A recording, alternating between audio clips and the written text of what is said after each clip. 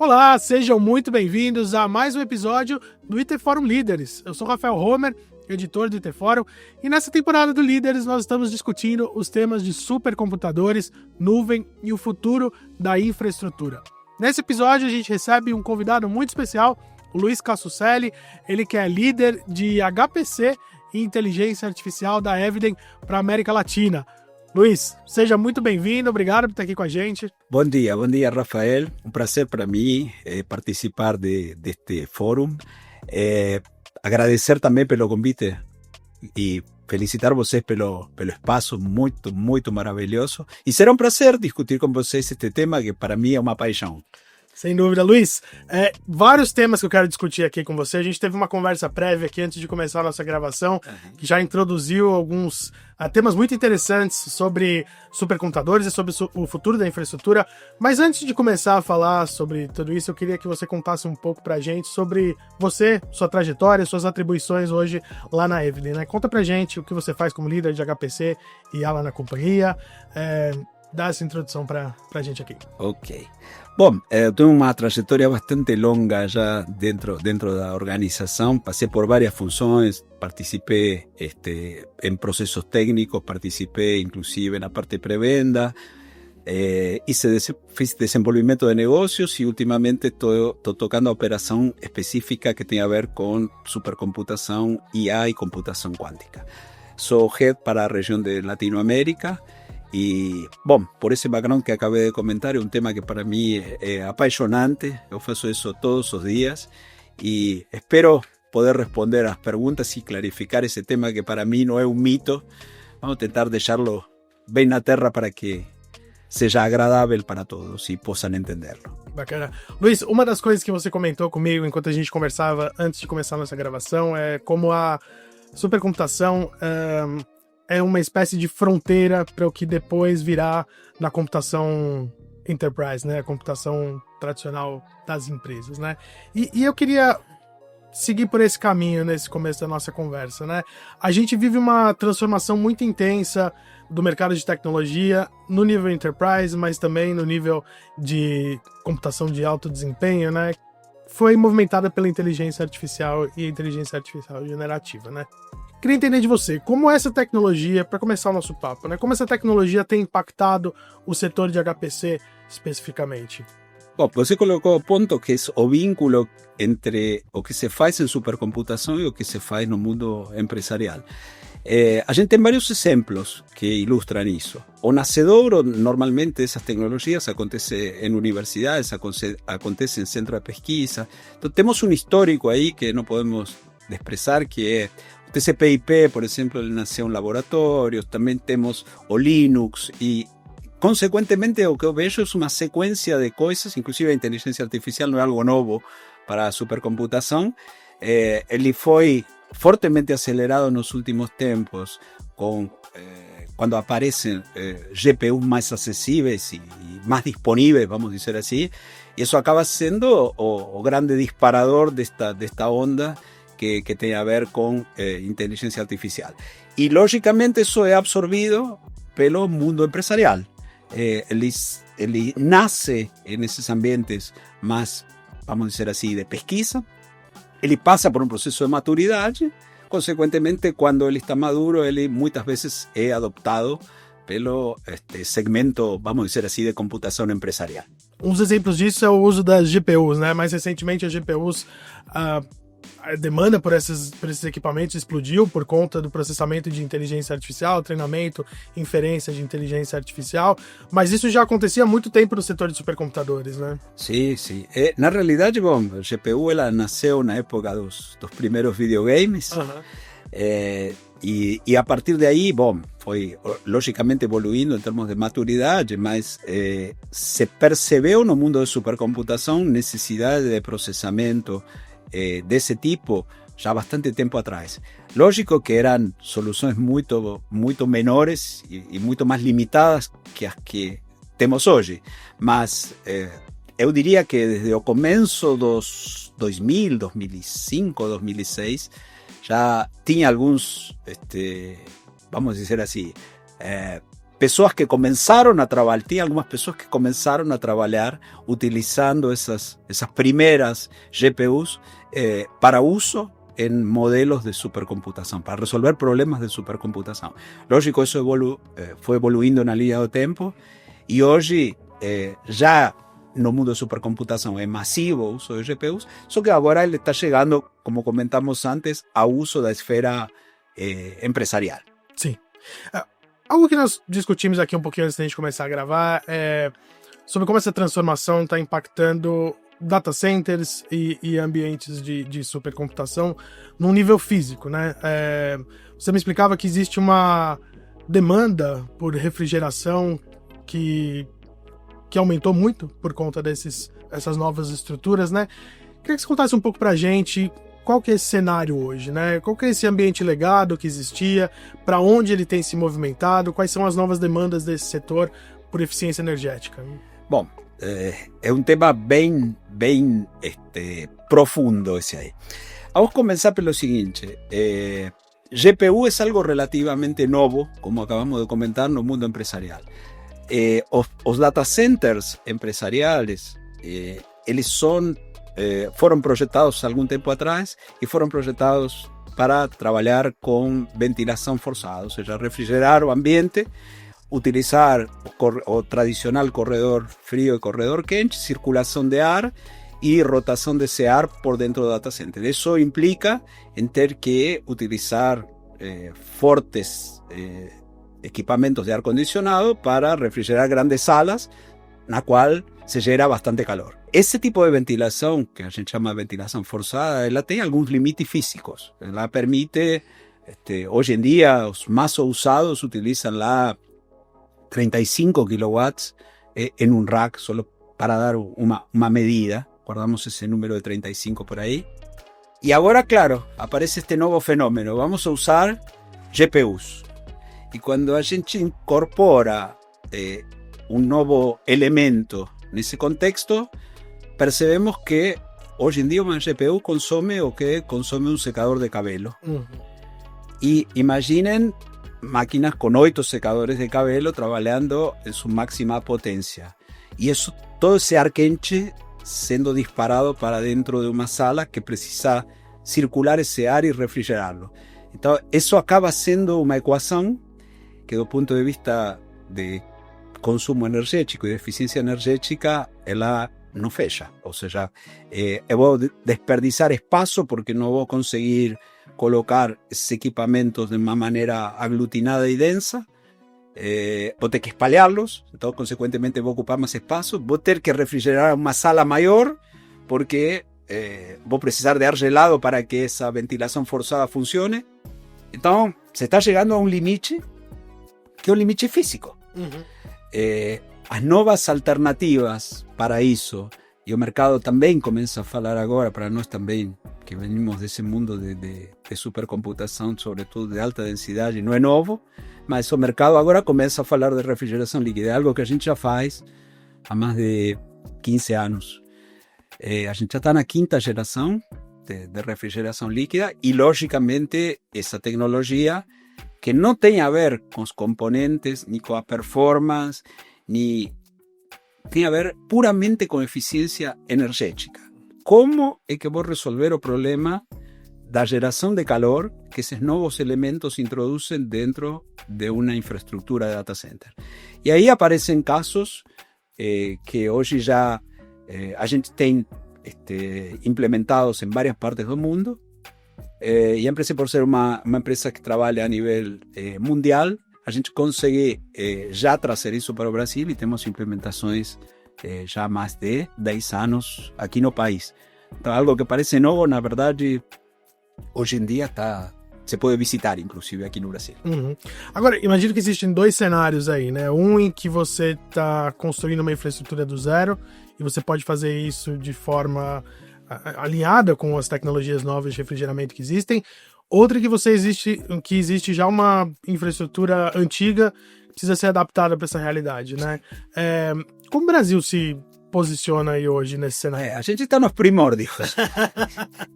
Lá fora está um pouquinho mais desenvolvido, aqui estamos nos primórdios. tem muitas dúvidas. Está uma história de ovo e galinha aí, porque ainda não se lançam os investimentos porque não existe a demanda. A veces vem a demanda, mas a demanda tem que pagar pelo investimento, então a conta não fecha. A gente está em uma situação um pouquinho embrionária ainda. Que a gente vê nesses dois mundos? Vê algumas empresas que já têm um data center convencional, físico, e começam a pensar em introduzir outro tipo de refrigeração líquida especificamente, mas imagina que isso implica em quebrar ou extender a área do data center atual e incorporar novos elementos também de refrigeração no data center, não? Estamos falando de encanamento, estamos falando de material que hoje é um pouquinho, não é normal, digamos, dentro desse mundo. Sim. Com, consequentemente, ter líquido dentro de um ambiente onde se tem componentes eletrônicos. Então, realmente é um desafio, é uma possibilidade.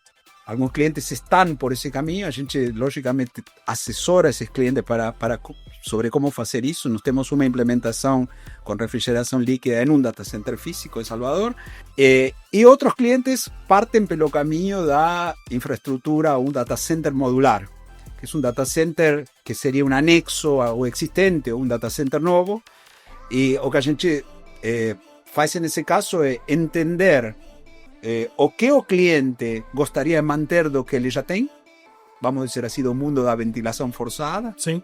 Tentar entender aonde que ele está apontando no futuro para já criar uma área com ventilação, com refrigeração líquida, e com base nisso fazer um projeto de engenharia específico para atender essa demanda e entender também qual é a demanda futura. Então, com base nesses três elementos, a gente tem arquitetos aqui no Brasil e a gente desenvolve soluções de data center modulares para clientes que têm essa demanda. Então, respondendo a tua pergunta, os dois mundos são possíveis. E também a gente tem implementação de data center modular em outro cliente aqui no Brasil, que é o Laboratório Nacional de Computação Científica em Petrópolis. Em um data center modular, a ideia seria fazer uma migração lenta para o novo ambiente, eventualmente fazer um retrofit do anterior. É um caminho. Isso seria possível? Sim, seria possível. Vamos lá. O data center físico que o cliente já tem, normalmente tem equipamentos, como comentei, ventilação forçada. Quando ele faz uma nova aquisição, aí ele começa a pensar no seguinte, ou pelo menos a gente induz a pensar, ou tenta que o cliente pense desta forma. O custo da energia é o custo mais importante que o cliente vai ter depois da aquisição dos equipamentos. É o custo operacional. Se ele consegue reduzir esse custo, ele vai ter, talvez ele tenha um investimento maior no começo, mas depois ele vai ser muito mais eficiente em termos de custos de energia e muito mais sustentável.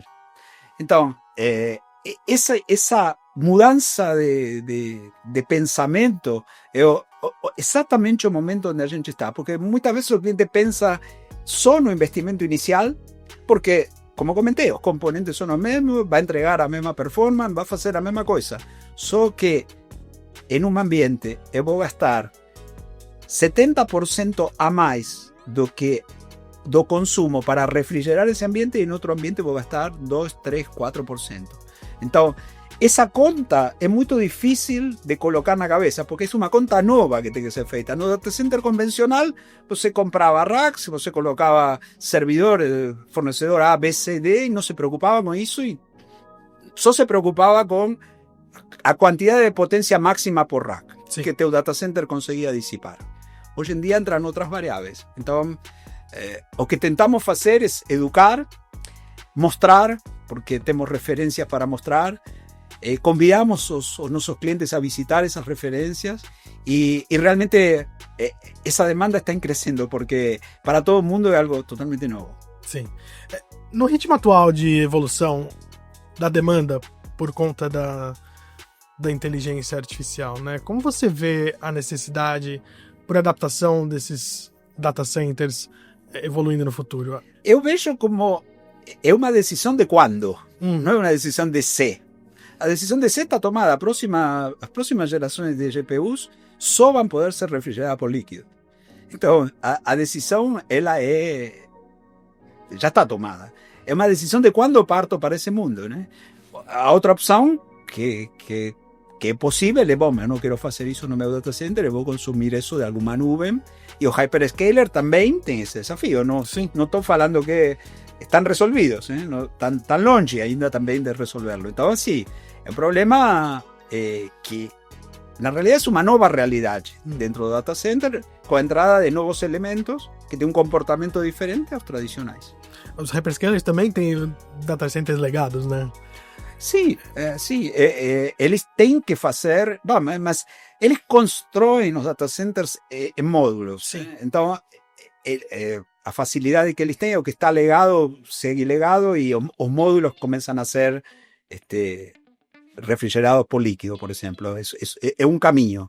Agora, o cliente que tem um data center próprio é um pouquinho mais difícil. Sim.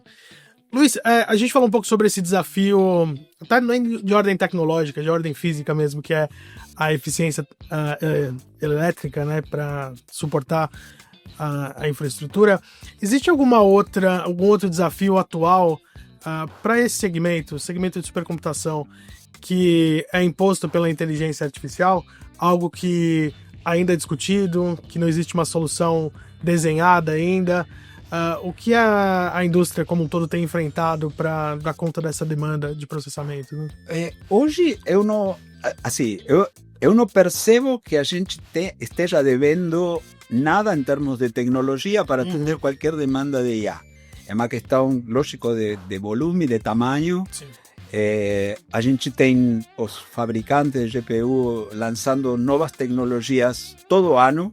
O desafio fundamental para mim passa por ter as pessoas para desenvolver os modelos. É mais de gente o problema que de tecnologia. E segundo, ter os investimentos necessários para ter as infraestruturas adequadas para poder rodar essa carga de trabalho. Tá? Não vejo limitação tecnológica de jeito nenhum. Pelo menos por enquanto eu não percebi que a gente não tem como resolver uma demanda. É uma questão, muitas vezes, de falta de conhecimento ou de falta de investimento. É um gargalo que também é enfrentado em praticamente todas as áreas da TI, né? O gargalo de pessoas, né? A falta da mão de obra necessária para suportar essa evolução. Vou comentar um pouquinho como montei meu time. Montei meu time não a partir de especialistas técnicos de TI convencionais. Montei meu time a partir de professores de universidades na área de ciência da computação. Então, estamos falando de PhD, estamos falando de gente que dá hoje em dia aulas de inteligência artificial, de computação quântica. Então, o olhar dessas pessoas é um pouquinho diferente. Eles têm uma visão, não vem da TI convencional, eles vêm do mundo universitário. Como a gente trabalha fundamentalmente com centro de pesquisa e com universidades nesse mundo de supercomputação, você tem que falar a mesma língua. Então, a forma foi utilizar esse tipo de recursos e tem funcionado muito bem. Então, e claro que dentro desses ambientes universitários, eles detectam profissionais com perfis semelhantes se atraem, então acaba sendo próspero isso para gerar novos conhecimentos. A forma como a gente tem, mas de qualquer forma eu acho que ainda tem muita educação a ser dada aqui no Brasil sobre o tema, né? Sem dúvida. Luiz, a gente falou um pouco sobre a questão da refrigeração líquida, né? E queria que você falasse um pouco sobre outras tecnologias que hoje estão na fronteira ali da supercomputação, da computação de alto desempenho, que já fazem um movimento em direção ao setor enterprise. Qual é essa próxima fronteira aí que deve ganhar espaço entre empresas? Bom, ainda dentro do mercado de enterprise, o uso de GPUs é extremamente baixo. E passa pelo que acabamos de comentar. A cultura de uso, primeiro você precisa preparar as pessoas para conseguir usarem corretamente as GPUs. Então existe todo um processo de primeiro preparar as pessoas para usar, para depois virem os grandes investimentos en esas tecnologías. Ainda estamos en esa fase. Entonces, a GPU para mí ainda no está adoptada de maneira, vamos a decir, geral dentro da computação comercial. Ela sim, no mundo de supercomputação, ela é utilizada já, como comentamos, há bastante tempo. Mas ainda tem longo caminho a ser traçado a GPU para ser desenvolvida de maneira geral dentro do mundo enterprise. E consequentemente com isso, porque dependendo da necessidade dos modelos, vai vir também a necessidade de redes de alta velocidade, porque existe todo um ecossistema entre... A gente aqui está focando muito em GPU, mas a interconexão entre GPUs, interconexão entre nodos, entre nós de GPUs, tudo isso faz parte de uma arquitetura. Então, tudo isso, ele dependendo do modelo que vou rodar, impacta na performance que vou ter. Isto é como um Fórmula 1, tem que ser ajustado nos diferentes níveis. Então, eu ainda, por exemplo, redes de alta velocidade, estamos falando aí, vou citar um exemplo, redes InfiniBand na indústria enterprise, ainda não se tem essa necessidade, ainda não aparece. Começa a aparecer a GPU, mas junto com a GPU vai aparecer a necessidade de interconexão entre as GPUs rápida e vai aparecer a necessidade de interconexão entre nós rápida. E também, uma vez que todo isso começa a gerar demanda, vou precisar de utilizar armazenamentos mais rápidos, que não são os tradicionais que hoje o mercado enterprise utiliza. Então, a GPU é só disparador de uma arquitetura... Sozinha ela não faz nada, né? Ela precisa enviar para algum lugar, isso. Precisa se conectar com as outras. Isso, né? e aí, esses desenhos de arquiteturas ainda não desceram para o mundo corporativo. Sim. Ela está sendo utilizada e massivamente no mundo HPC, mas ainda não chegou no mundo corporativo. Alguma coisa que te empolga muito sobre esse segmento, que a gente, desse momento de transformação, alguma tecnologia ou algo que chama a sua atenção, que você acredita que vai ter um impacto grande no futuro? Eu sou, por natureza e até por concepção, nós somos uma empresa europeia e sempre pensamos muito no que tem a ver com sustentabilidade. Eu sou maniático por esse tipo de coisas. Então, realmente, eu entendo a necessidade que temos de processar dados, sim? Mas temos que fazer isso de forma consciente. E toda hora eu penso em como fazer isso da forma mais eficiente possível. Tem um exemplo que eu vi na França que eu achei assim, demais. Um sistema de refrigeração, estou falando há mais de 15 anos. O sistema de refrigeração líquido, ele tem dois circuitos, basicamente. Um circuito externo e um circuito interno que está dentro do data center. O externo é o que chega no data center, troca calor, então parte vai para os equipamentos, circuito interno, e a parte externa. Então, você tem esse circuito externo, ele vai a fornecer água para o data center, vai esquentar essa água e ela vai voltar a uma temperatura maior. Eu tive a oportunidade de ver na França um projeto no qual eles fizeram um data center modular do lado de um rio, ou pode ser de um lago, como o que vocês têm aqui, muito bonito por sinal. E o que eles faziam? Eles têm temperaturas mais baixas que nós, né? Então, eles pegavam água do lago no circuito externo, tem uma bomba que sugava água do lago a 7 graus, fazia circulação e eles devolviam água para o lago a 12 graus.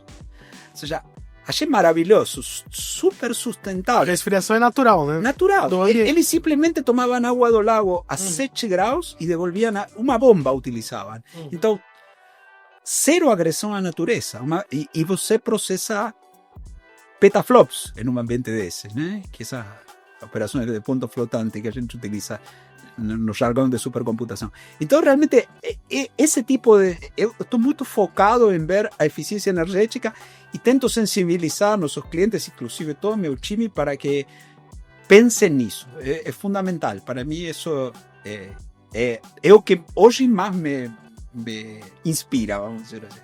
Bacana. Luiz, a gente também no nosso papo, antes de começar a gravar, a gente falou sobre uma outra tecnologia de fronteira, que é a computação quântica, né? Uhum. E você disse que você tem uma opinião pessoal sobre esse tema, que é a função que a computação quântica vai ter, não só na pesquisa científica, mas também, como a gente tem conversado aqui, talvez futuramente para empresas, né?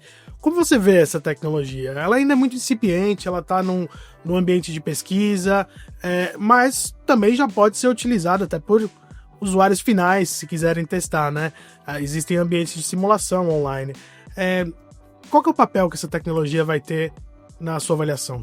Bom, falando um pouco sobre o Brasil, a gente tem 2 clientes que já utilizam simuladores físicos aqui no Brasil, estão trabalhando com vários projetos, fundamentalmente, como você comentou, né? São incipientes, não são projetos masivos, son fundamentalmente na parte de cibersegurança, criptografia quântica e na parte de saúde. Saúde é um segmento que tem um potencial bem importante. Temos que entender que, e aí fazendo um pouco o vínculo com tua pergunta, em ambientes de processamento quântico eu vou operar modelos que respondam mais a modelos ou a física quântica do que a física clássica.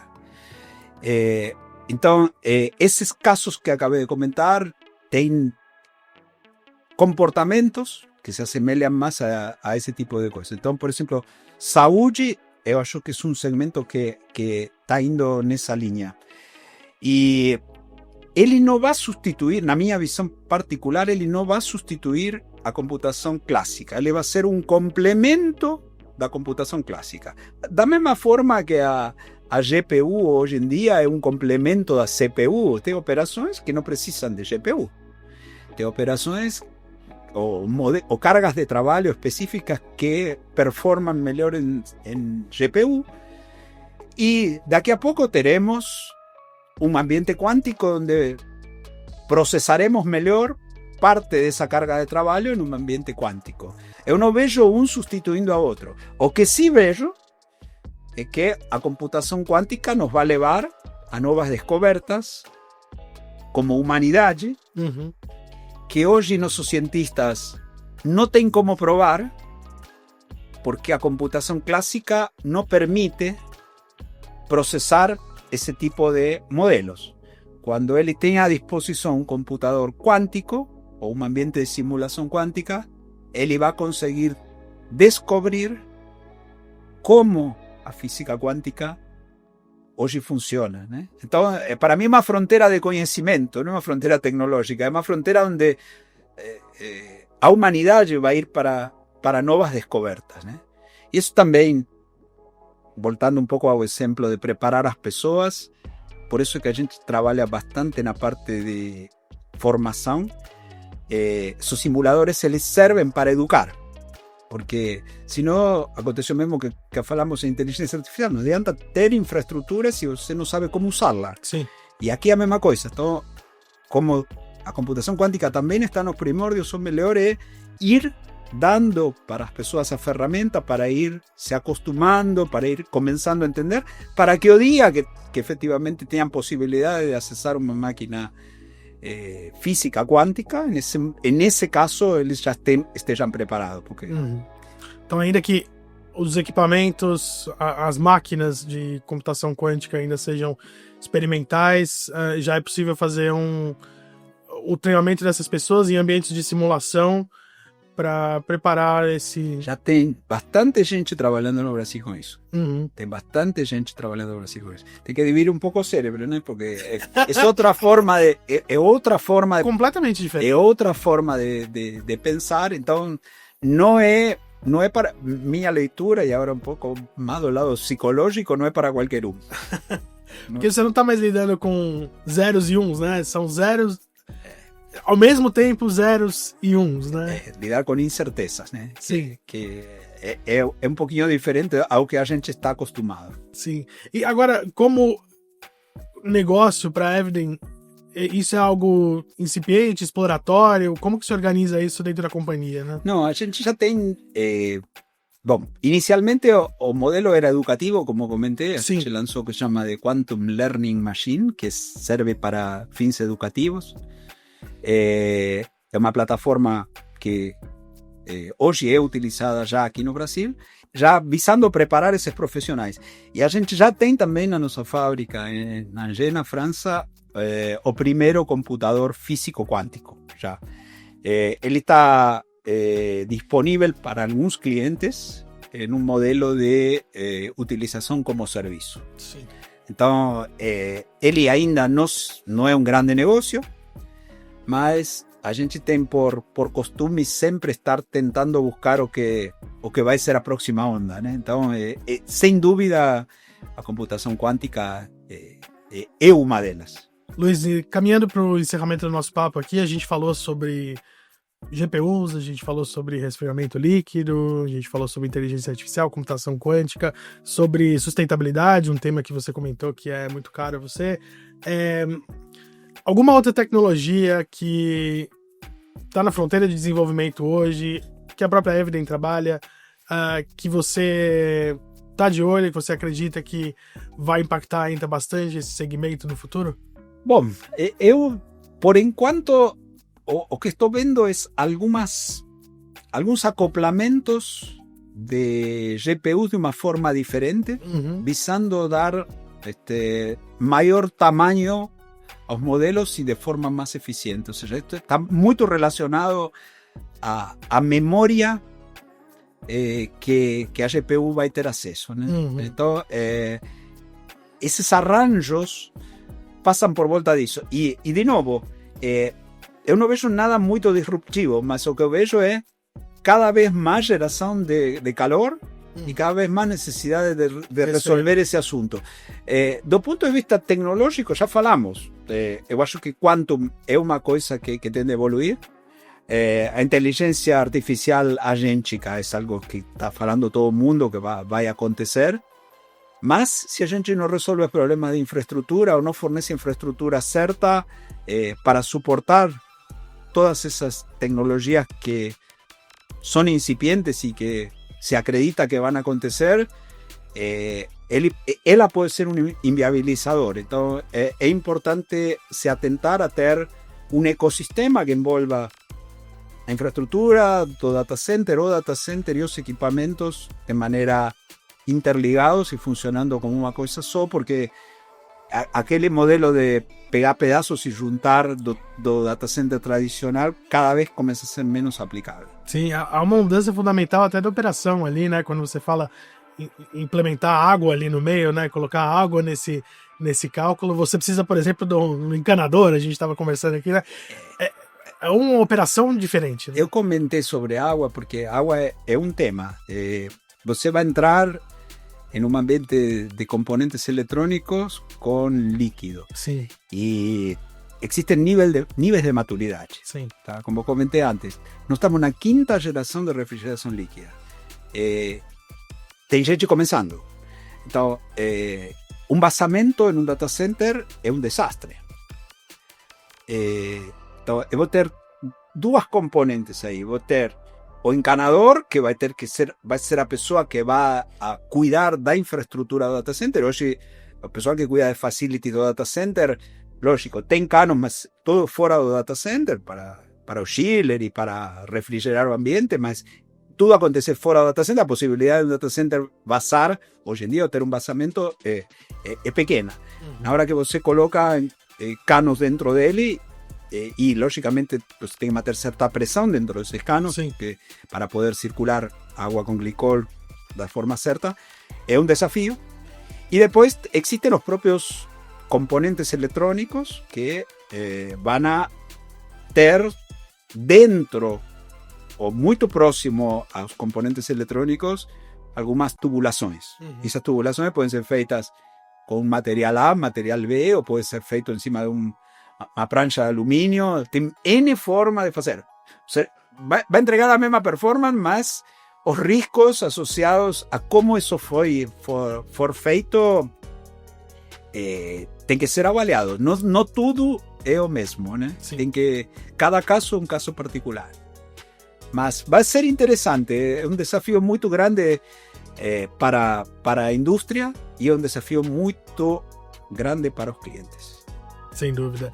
E eu conversei aqui com o Luiz Casuscelli, ele é Head de HPC e Inteligência Artificial da Eviden para a América Latina. Luiz, muito obrigado por estar aqui com a gente, obrigado pelo papo, foi um prazer recebê-lo.